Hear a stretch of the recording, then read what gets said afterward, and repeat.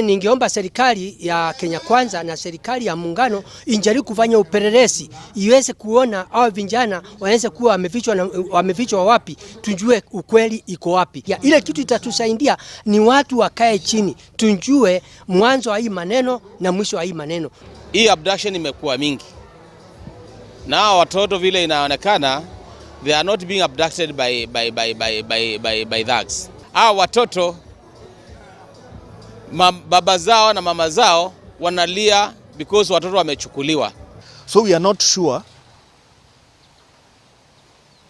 how this is going to be dealt with because we have heard before that these people are not known. So are we dealing with the faceless Kenyans? Watu kupotea kiholela na hawajulikani waliko na tuko na serikali si kitu cha kufurahisha watu.